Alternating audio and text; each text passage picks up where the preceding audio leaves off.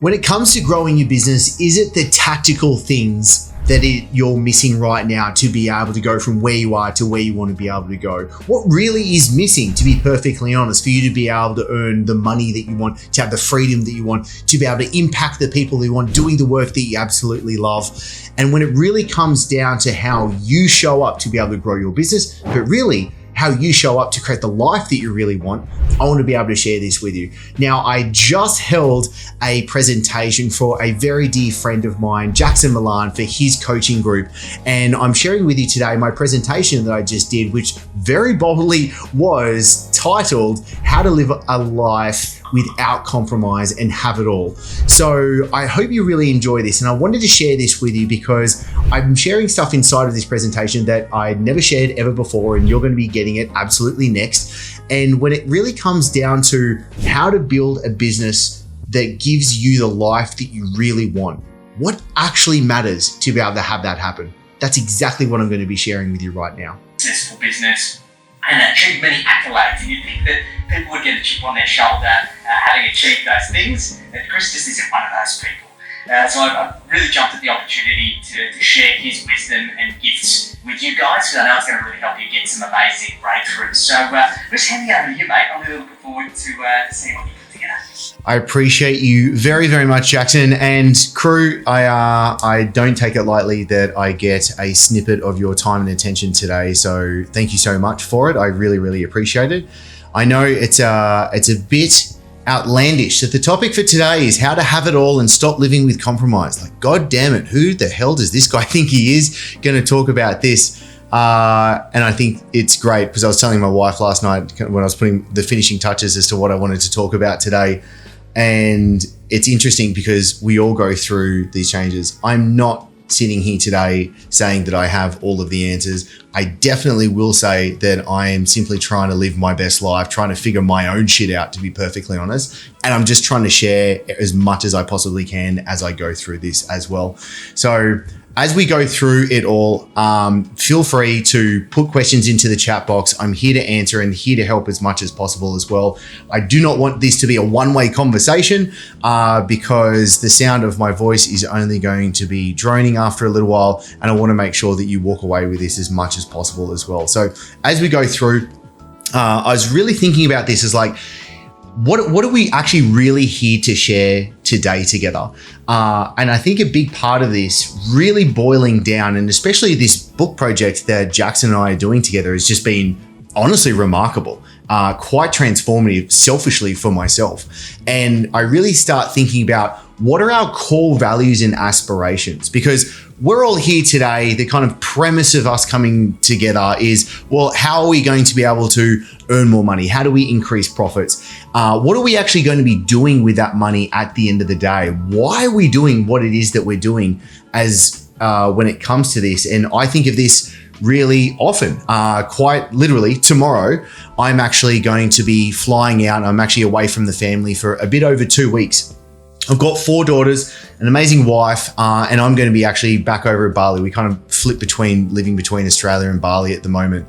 And so I know as I go through this kind of next couple of weeks, and I literally rank myself at the end of every week, how I've shown up in 6 different areas of my life. And when I'm away, when I'm showing up as a father and as a husband, I know I'm going to be ranking myself a 1, maybe a 2, because I'm simply not going to be there. But I know there's going to be other areas in my life, such as my entrepreneurial drive, that's going to be up at the 9s and the 10s. And it's being able to come to peace with this as well. And as I was thinking about what I wanted to share with you today, there was a quote from the Buddha, which is, when compassion and enlightenment have arisen, enlightenment is unavoidable. A pretty bold statement. So if you think about that, enlightenment right now is something that a lot of people are wanting to be able to actually achieve. Enlightenment is something that seems really far-fetched, and the Buddha's saying, yo, I've got the recipe for it. You just need compassion, and you need to have an unacceptance to what is actually going on. You need to be able to let go of the things that are actually happening. And so as I was thinking about this as well, I was like, you know what? We're all here to climb our own mountain today.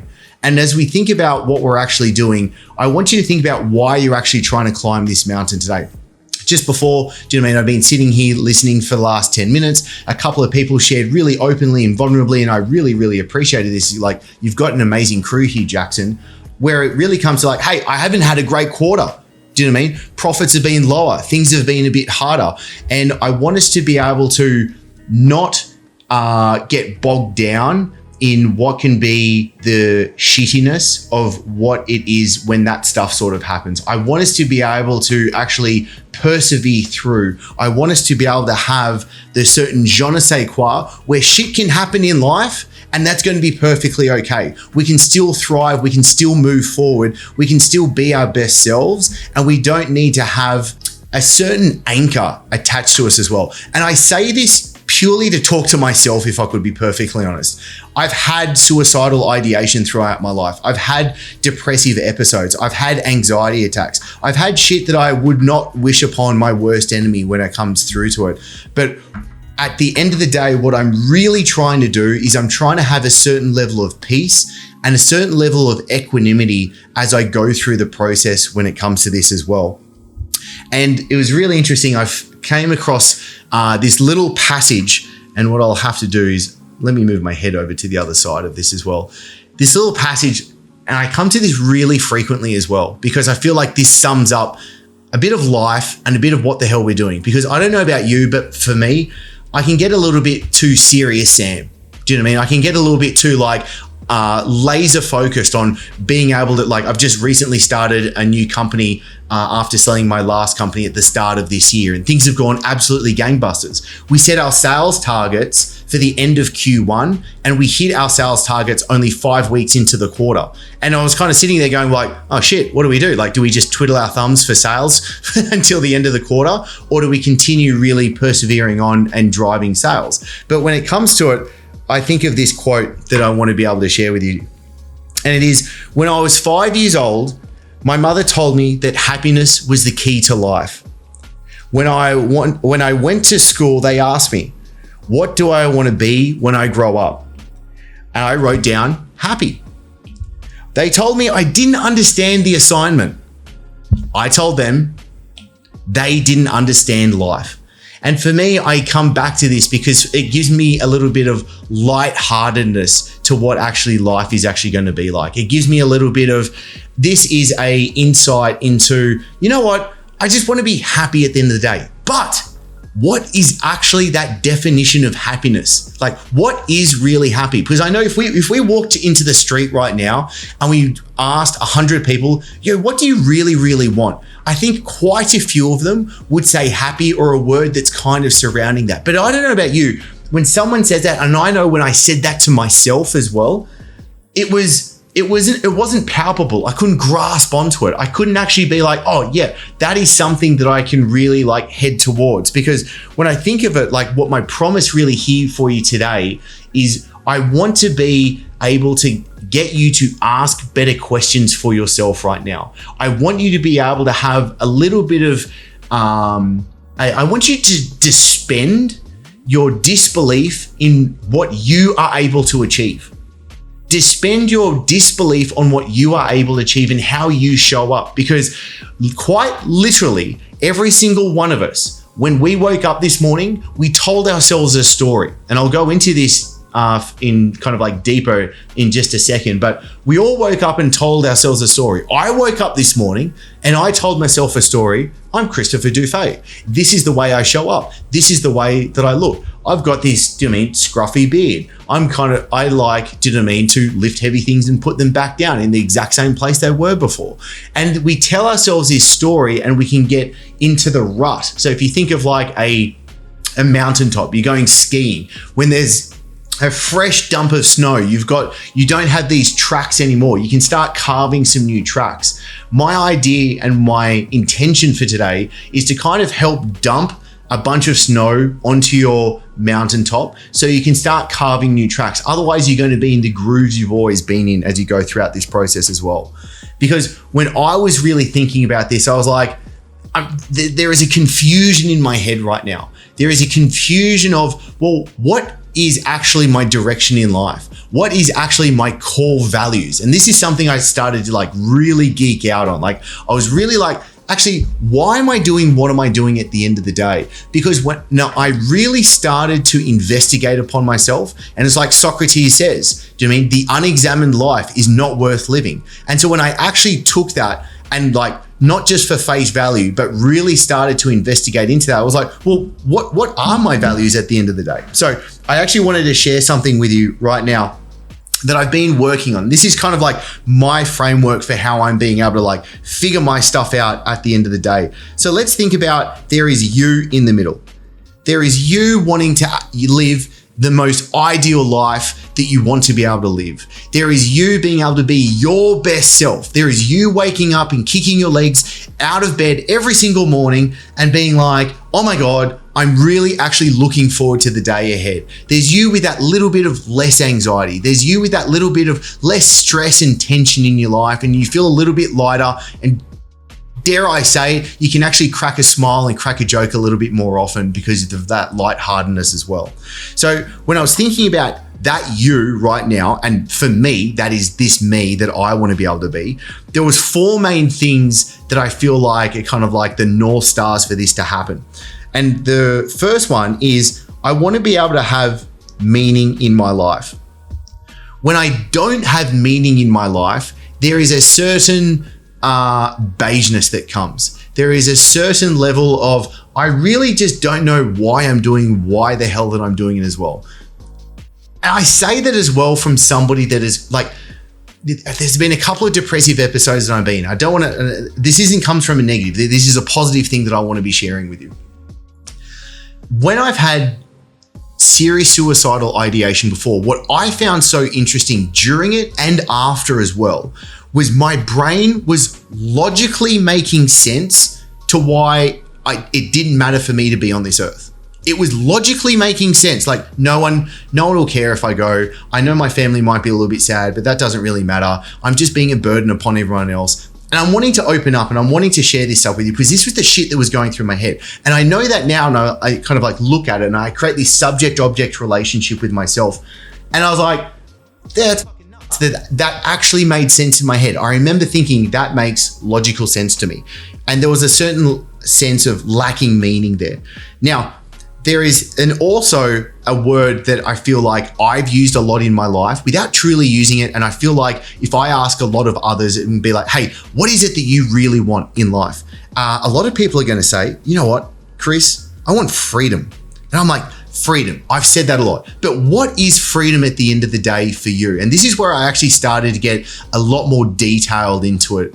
Because for me, there was freedom, but the sense of freedom that I feel like a lot of us talk about now, kind of like Western culture really talks about, didn't really grasp what I wanted it to be. And I kind of like hit upon something. There is Rudolf Steiner, an amazing person. I've read tons of his books. My daughters go to like a Steiner school as well, but he has his one book called The Philosophy of Freedom. And he shares something about freedom, and it comes actually from the German word. The German word is Freiheit, okay? The German word is Freiheit. So there is freedom and there is Freiheit. Now, freedom with the finishing of D-O-M is actually more of the sense of freedom that comes from outside circumstances. It comes from outside of you. So that's when we have the money, we have the financial abundance, we have the job, the work, the career, the vocation, the house, the car, the wife, all of that stuff that we want, right? It comes from outside of us, but that's not truly what we want at the end of the day. That's not really the feeling that we're actually aiming for. Freiheit is actually the word that is internal freedom. That's what we want. We could use the word equanimity, we could use the word peace, but that's the sense we get, because when you have Freiheit, when you have equanimity, when you have peace, when you have a certain sense of like resilience, world can burn down and you're still standing there going, you know what? I'm here to stand another day. I can take this on.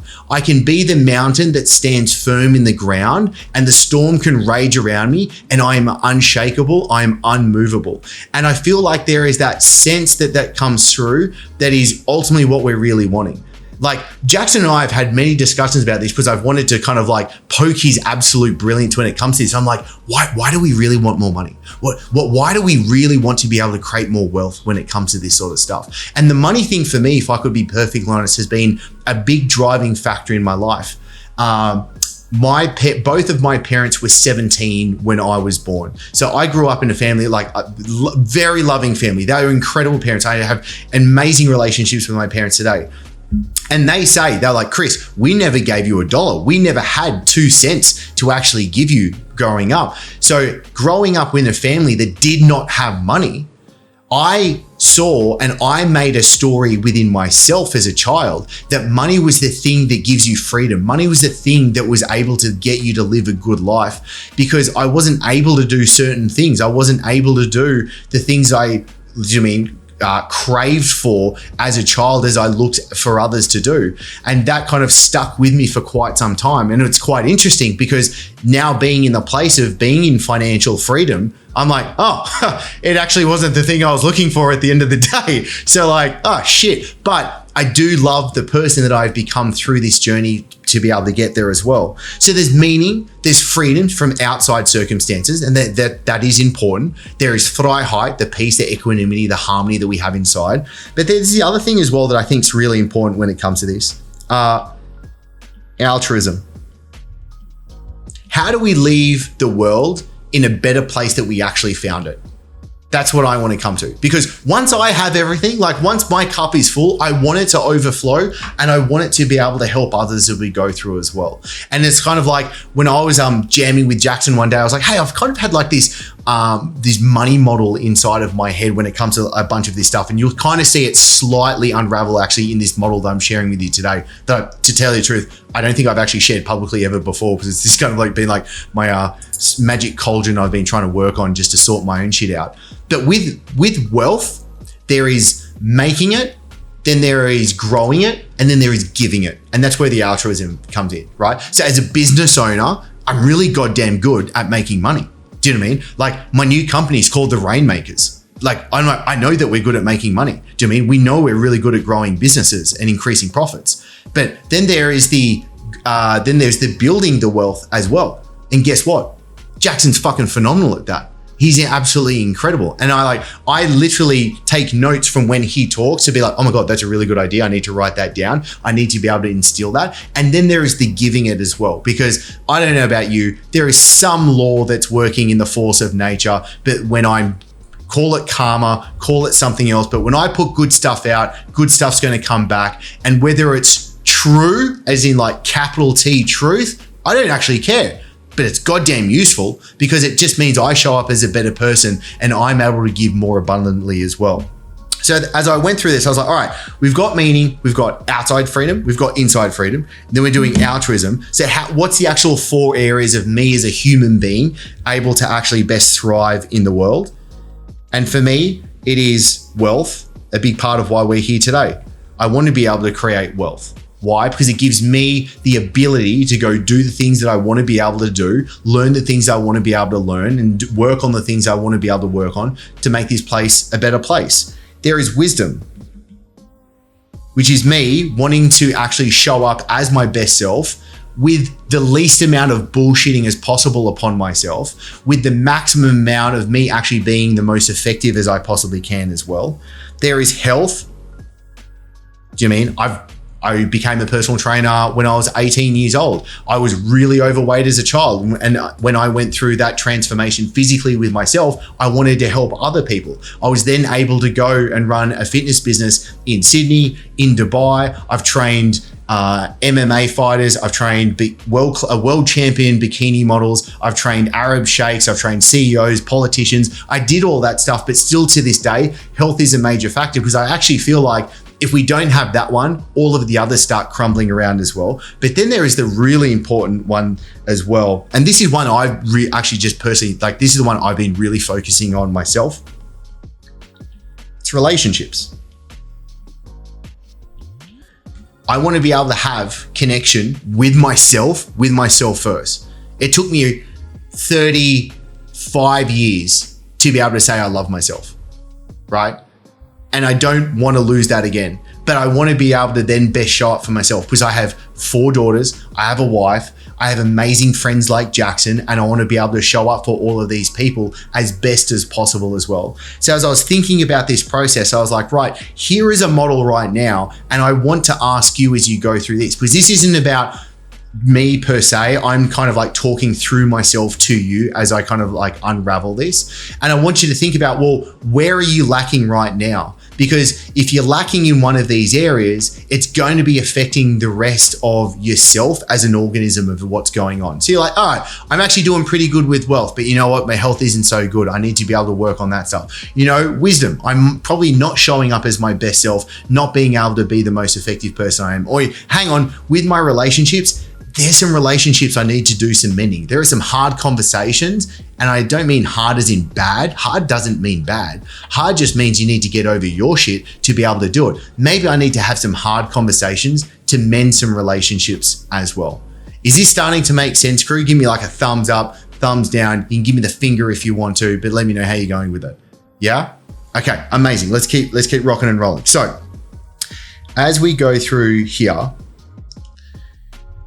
I want you to think about what really is your dream life. And there's a couple things when somebody asks this kind of question, like, what is your dream life? And I want you to be able to have a North Star right now. I want you to be able to go, you know what? This is the general direction I want things to be able to go on. Because otherwise, why are you on this call? Why are you doing what you're doing? Why did you get up this morning? What is the actual point of it all at the end of the day? But when I think about for myself, and this is what I find really interesting, okay? When it comes to choosing a North Star, typically, if I just ask you and I was like, let me get someone's name. I was like, Tara Bosswoman Whiperi. That is, God damn it, that is an amazing name. Okay, if I go, yo, Tara, what's your North Star? What is your dream life? You can give me an answer. Now, one of the issues that we have is called mimetic theory by Rene Girard. Okay.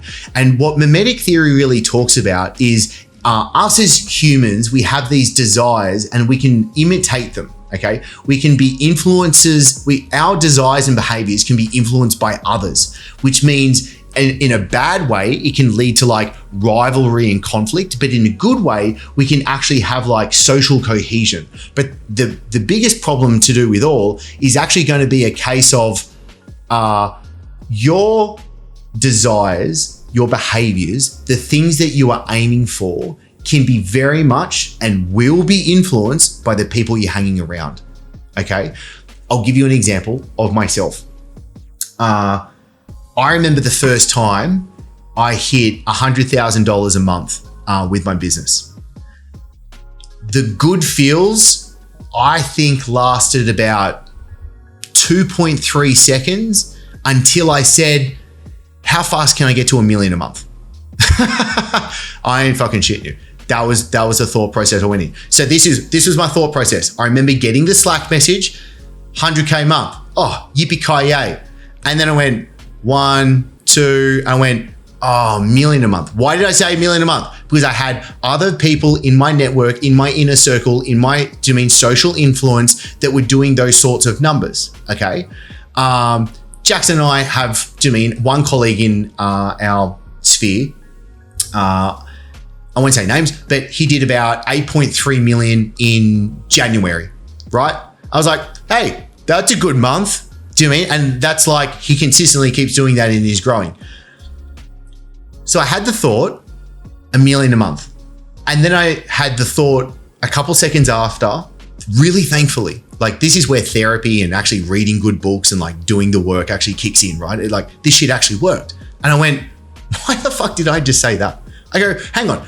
I immediately got to the top of one mountain and I looked at the peak of a bigger mountain and I go, let's get to that one. Now I'm all for it. Like I really am. I'm all for it, but I'm not all for it through me not being able to actually take some good feelings from it and me being able to be like, oh, I did good. Oh my God, you know what? I achieved something that I've really been wanting to achieve for some time. I'm happy about the person that I've had to become to be able to achieve this as well. So I want you to think about what's your North Star and are you being influenced by others?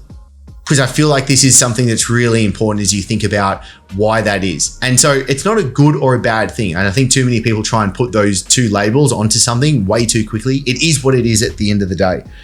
And this is why I say that, because the universe, here, let me get my face out of this way over here.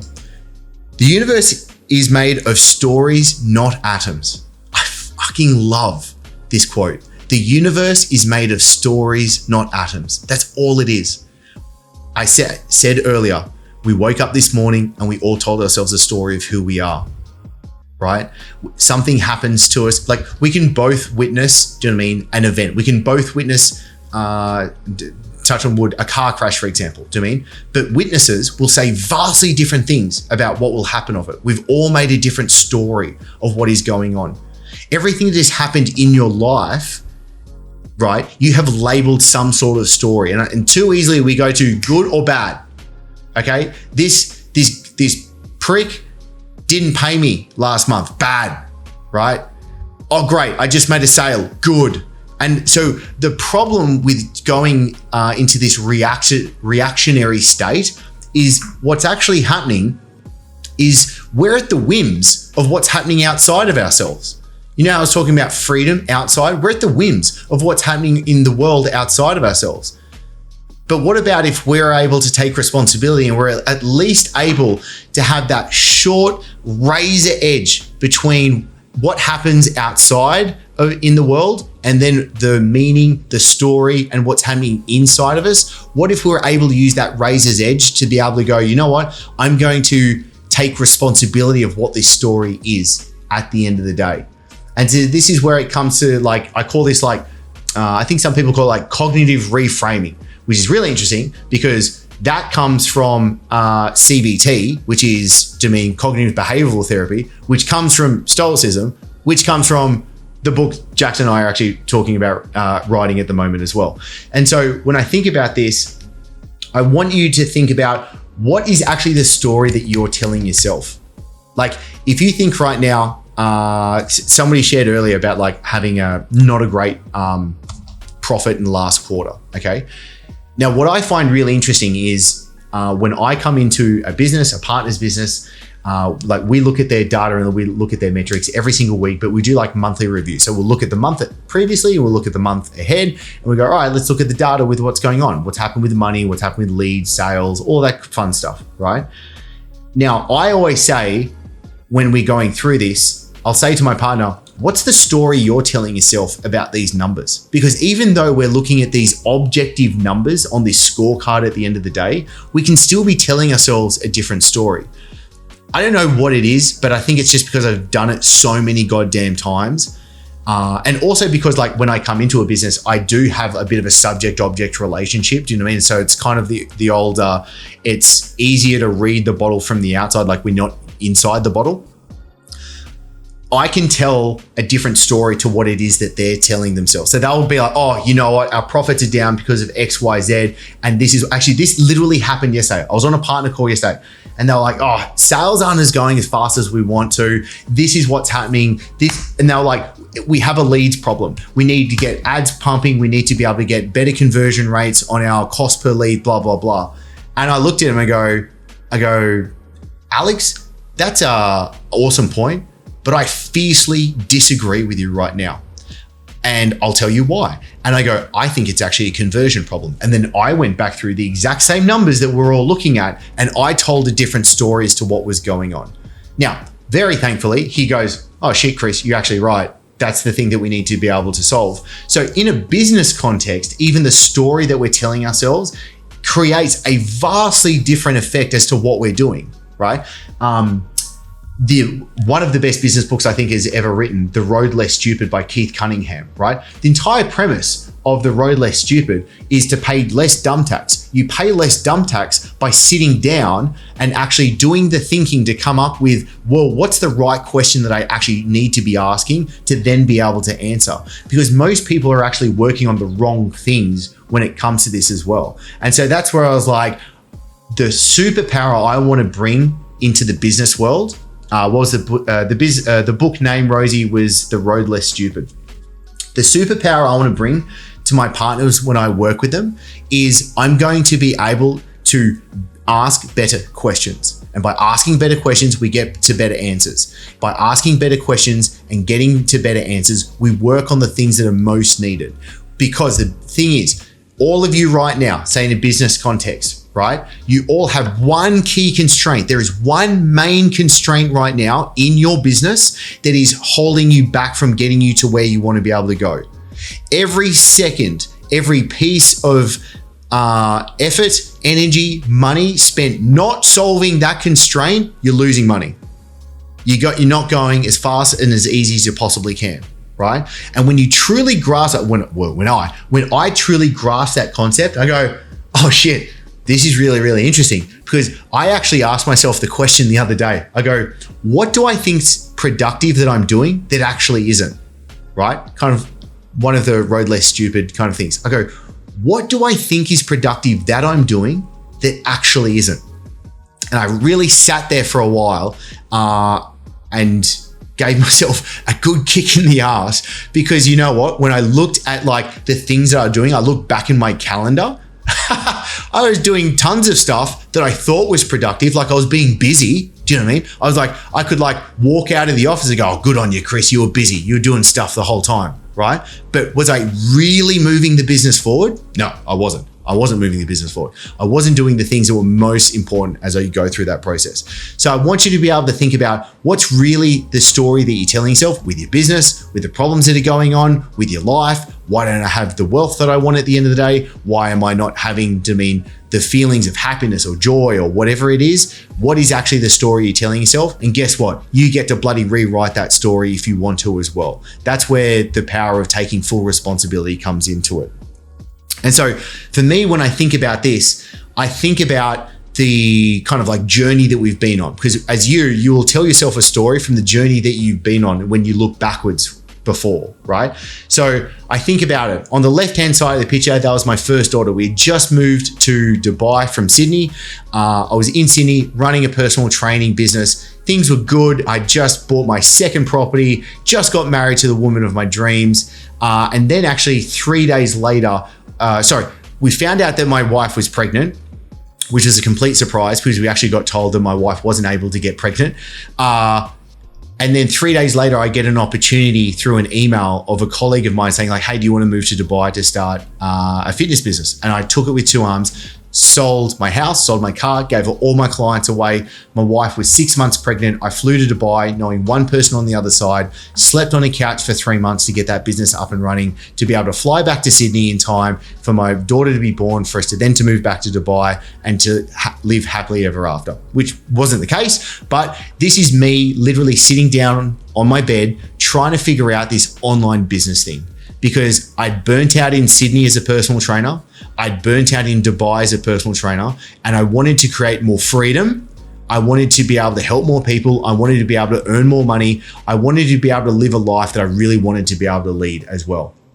The middle picture was me finally actually starting to crack a nut.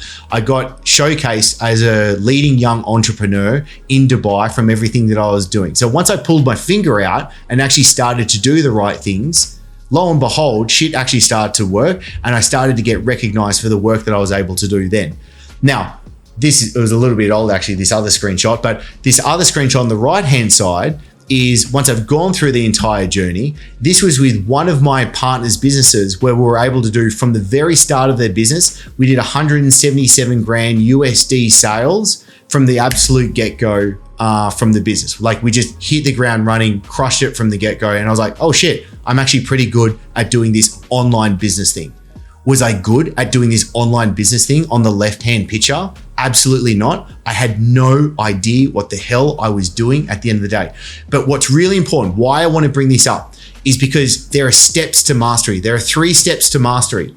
There is you in passive mode, which is me in the left-hand side. This is me passive. I'm just trying to learn out, what the fuck is this? What is a landing page? How do I turn this computer on? What is actually going on at the end of the day? I was used to just being in the gym training clients the whole entire time. Then there is you in the practice mode, right? This is the middle. This is when you're actually in there, you have a good understanding of what's going on, and you really actually have to continue to focus your time and attention to get really good. This is where you have to put away all of your distractions, and you need to be able to make sure that you're actually doing the work that you need to be doing. And then at the end, there's the experimentation mode. This is once you get so good, you can actually start bending and breaking rules. Okay. And so this is where you think of like, where are you in your path to mastery with what you're doing right now? Because we'll go through this in cycles. Do you know what I mean? Some might look at this in the archetypes. You start like, let's say as a man, as a male, I'll talk as a male for myself. There is a knight, then there is a king, and then there is a sage. Like there are these kind of flows that we'll go through as well. So if you think about the steps to mastery, I want you to think about how do you actually go through this, and where are you in your life as you actually do this as well? Because I think one of the things that is absolutely true is if you play stupid games, you win stupid prizes. And so if you're doing the wrong things, you're just going to get the wrong things at the end of the day as well. And so this comes to like where I ask myself why at least 5 times. And I'll give you an exact example.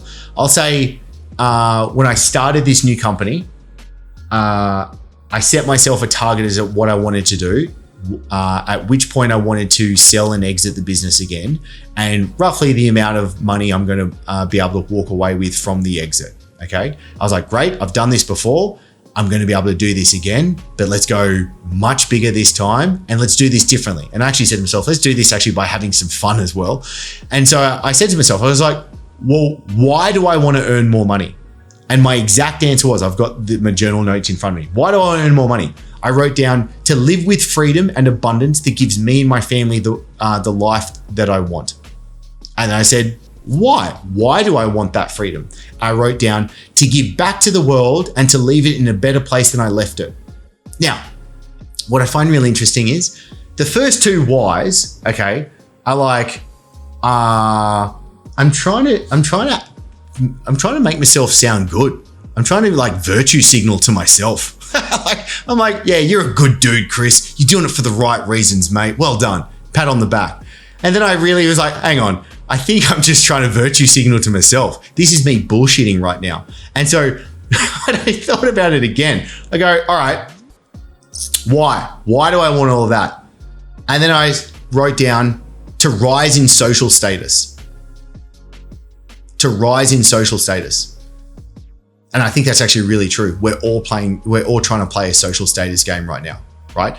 I can look at like one far side of the pendulum, and we've got the spiritual hippies and the woo-woo crowd, which I can totally play in. Shit, I've done all the plant medicine you can poke a stick at, right? I can totally go down that route and talk that talk if you want to as well, right? So you've got these people that are renouncing wealth, renouncing money. Oh, I don't need that stuff. We're better than that. We don't need all of that stuff. We're spiritually enlightened. All right, cool beans. Enjoy the rice and beans, right? Okay. On the other side, we can have the capitalistic pigs, right? We've got these people like, oh, I'm just going to rape and pillage and I want maximum profits for my shareholders. And it doesn't matter towards the animals or the environment or what other carnage that we create going through as well. Now, I talk with hyperbole on both sides of the pendulum for a reason, but there is the case of like, okay, like what's actually going on? They're both playing the same game. This is the thing. They're both playing the same game. They're both trying to play a social status game at the end of the day. But then when I asked myself, why do I want to rise in social status? The answer actually was to love and be loved. That was it. To love and be loved. That's what I kept coming back to at the end of the day. And so it was an interesting little wave as I kind of like went through that exercise for myself, because I was like, I started off, yeah, I'm good for my family. Oh yeah, I want to do good for the world, right? And then I was like, actually, you know what? I want to feel better about myself because I want to be higher than the rest. I want to be the alpha dog at the top of the mountain, right? Being able to wag his finger at everybody else. You peasants down there, you second grade citizens. But then what was really happening? I was like, oh shit, I just want to love and be loved at the end of the day as well.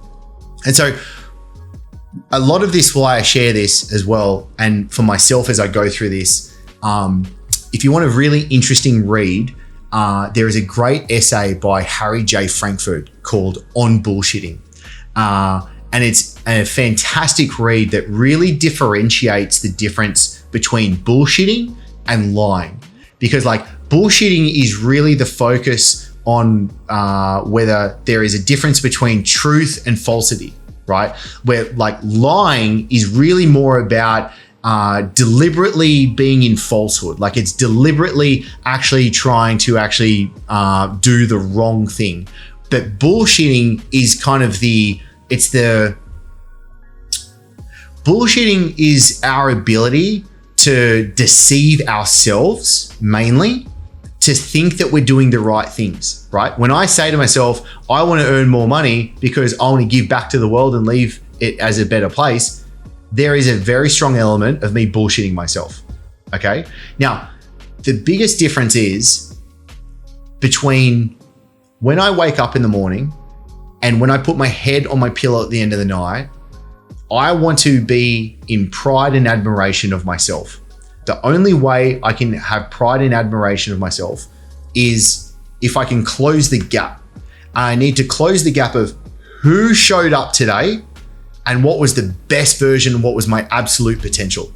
If there is a really big gap between how I showed up today and the potential of how I showed up today, that is not going to equal a happy Chris at the end of the day. When I'm really truthful to myself. And I think this is true for everybody. I think that's where we have this angst and unhappiness, and like we can suppress, like, God damn it, I'm really good at compartmentalizing. I'm really good at being suppressing and being like, no, that doesn't matter at all. Do you know what I mean? And I'm bullshitting myself, because what I'm having is I might show up not as a great father, right? I might get on Slack when I'm with my daughters and start answering some Slack messages with the team because I think that's an important thing that I should be doing right there. I'm fucking bullshitting myself, right? Because when I put my head on the pillow at the end of the night and I go, this was the best version and potential of myself that I should have showed up today, but this is actually how I showed up today, that gap is going to be the bad feelings. That gap is going to be the negativity that we feel upon ourselves. And this is where self-esteem comes in. If you can't trust yourself, and this is really important, right? Let's use a health example of this. You say that you're going to go to the gym. You say that you're going to follow the diet. You say that you're not going to put your hand in the cookie jar at the end of the night, right? But you do it, okay? Now, the way I see that is you are bullshitting yourself, self-deceiving yourself. You are telling yourself a story, and it goes over and over again, because if you keep doing that over and over again, that story ends up becoming character traits. That character traits, when you continue over, will become your identity, right? So at the end of the day, when someone says to me, Chris, you're so disciplined, Chris. I get these people all the time. I'm sure Jackson could probably attest to hearing this as well, where people say, oh, you're so disciplined, Chris. You're in such good shape. I go, I honestly, I do not believe I'm actually that disciplined. What I have done is I've created the identity of a dude that just goes to the gym. Like, I don't question it. I just go to the gym. I know about an hour after we finish talking, I'm going to be at the gym because I'm just going to do it. I don't question it, right? So think of all the different parts of your life where you feel like there's that gap between your best potential and where you are right now, and say, well, where am I actually lacking with the identity side of things? Where am I actually lacking with how I actually show up? Because you can make yourself so much easier as you go through that process as well. And this is where it comes down to, when with vision, without execution, it's just hallucination. And the reason why I say this is because for any of this stuff to happen, for any of this stuff to land, for you to actually get any use out of any of this stuff that's fallen out of my mouth today, it's going to be, number one, there needs to be some self-awareness upon yourself to go, okay, he's pointed to this thing, and this is how I feel like I'm showing up, whether it's my health, whether it's my identity, whether it's my self-deception upon myself, any of that kind of stuff, okay? Now, a lot of people, especially in like the spiritual crowd, they jump up and down about self-awareness all the time. Self-awareness is so important. I agree to a point, but it's lacking one critical step. And that critical step is investigation. You got to use investigation to then figure out what the hell is it that I need to be able to do for what it is to where I want to be able to go. Because if you just have self-awareness, but you're not able to truly use that, then what's the point at the end of the day? You're just hallucinating day in, day out for where it is that you want to be able to be.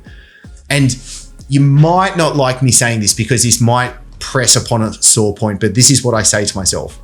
If there is something that I have wanted to achieve, do, have, anything like that, everyone right now, think about what's one thing that you like, I want to achieve, I want to do, I want to have, whether it's a monetary goal, whether it's your business getting to a certain amount of revenue or profit or something along those lines, right? If you've held that for quite some time and you haven't achieved it, why? Why have you not actually have had that happen?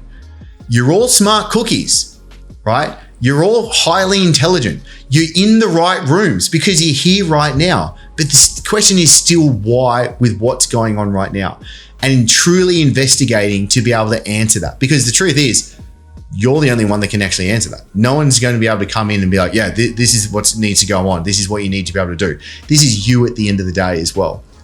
So when I kind of like wanted to surmise all of this stuff when it comes together as well, I was like, a couple of things came to me. And these where Pablo says the meaning of life is to find your gift. The purpose of life is to give it away. I'm like, that's nice, Pablo. I think that's good. Like, it gives you some good feels. But you know what? I don't think there is meaning to life. I think the meaning to life is whatever it is that we make of it at the end of the day. Do you know what I mean? There is no universal meaning. And this is, again, Derek Sivers is about to come out with his book, and I've heard a bunch of stuff that he's talked about with it. And I think it's going to be absolutely incredible. I've got like a stack of Derek Sivers books behind me. If you don't know who Derek is, go read his stuff. They're incredible. And the book is Useful, Not True. And I really love this concept, because something might be true, but is it actually useful? Like, is it actually of use, of utility in your life to be able to do something, right? And so whether it's a case of the meaning in your life, something good happening in your life, and you telling your story, you want to ask yourself, well, is this actually useful for me to get there? Like, I remember someone asking, like, if someone found out, like, how big is the universe at the end of the day? I'm like, oh, that's an interesting question. But let me ask you this. What the hell are you going to do if you had that answer? What are you going to do with it, boss? Do you mean, like, what actual practical application are you going to be able to go, oh, this is absolutely incredible. I'm definitely going to be able to do something remarkable with this? Probably not. So drill down and focus more on being able to be like, okay, what are the things that I can have useful, and what are the meanings that I can make that are useful for me to move forward as well? Because the truth is, you get to choose, Jackson gets to choose, I get to choose, we all get to choose this together as to the way that we're being able to do this as well. So you get to write your own story when you take responsibility. And by doing that, you're the actual one able to liberate yourself so that you can ultimately, have external freedom, have meaning in your life, have internal freedom, and then be able to do something good with it at the end of the day as well. Has that been helpful? Bingo? Can we have a bunch of questions and jam together? This is great, mate. I appreciate you sharing so vulnerably. And look, I think it's come up a number of things for me, and I think it's going to have a lot of people jumping in the chat as well. The revelation for me was the bullshit that I've been telling myself is that I need to outwork everyone to be respected and admired. And when you spoke about, okay, well, you want to achieve this particular goal, why haven't you got there? And the bullshit is what was feeding my inability to achieve the goal that I was chasing, which is that I was focusing too much inwards and not enough outwards on the people around me.